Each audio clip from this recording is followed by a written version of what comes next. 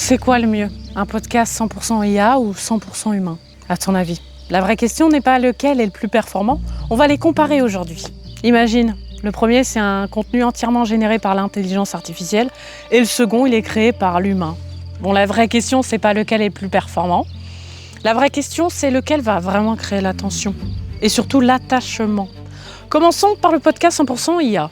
Imagine un podcast automatisé de A à Z.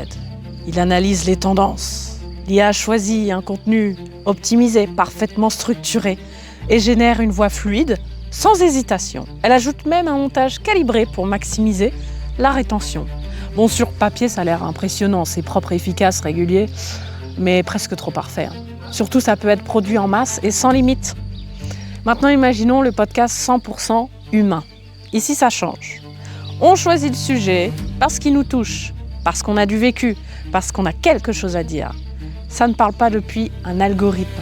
On parle par une expérience. Il peut y avoir des hésitations, des phrases moins fluides, des moments où on cherche ses mots et parfois même des petits bugs techniques. Un rire inattendu, une phrase improvisée. Et c'est là qu'il faut comprendre quelque chose d'essentiel. On pourrait croire que ces imperfections sont des défauts, mais en réalité, ce sont souvent elles qui créent l'attachement. Prenons un exemple concret, en dehors du podcast. Imaginez un tableau peint par une IA, créé par une IA. C'est propre, les couleurs sont harmonieuses. Il n'y a pas d'histoire derrière. Alors que quand on est dans un musée, qu'on regarde un tableau qui a été peint par un artiste, eh bien, c'est pas seulement une image. Il y a une trace de vie, une époque, une intention, une émotion. Et parfois même quelques petites imperfections de traits sur l'œuvre. Mais ça la rend vivante. On peut dire exactement la même chose avec les podcasts. Et oui, c'est pas parfait, mais c'est nous-mêmes. Contrairement à l'IA qui est prévisible. En fait, notre cerveau, lui, cherche pas la perfection. Il cherche le vivant, une accroche, des petites touches humaines, une blague, une hésitation, une réaction imprévue, une énergie réelle. Même s'il y a des problèmes techniques, c'est pas grave, tant qu'on est authentique. Parce qu'il y a une vraie personne derrière. Et c'est là un point clé. Parce que le podcast IA, lui, il est optimisé, mais il n'a pas ce côté humain. Il n'y a pas de ressenti, il n'a pas d'histoire. C'est trop parfait, il se passe souvent l'inverse de ce qu'on imagine. Trop parfait, en fait, non. Parce qu'on écoute, on comprend, mais on ne s'attache pas, en fait. C'est l'attachement qu'on veut. Ça ne vient pas de la perfection, hein. Ça vient de la proximité. Et cette proximité naît des détails humains. Maintenant, si on compare les deux formes. Bon, le podcast IA, il est extrêmement puissant pour produire du volume énorme, structurer des idées, qu'il soit efficace. Et le podcast humain, lui, c'est la connexion.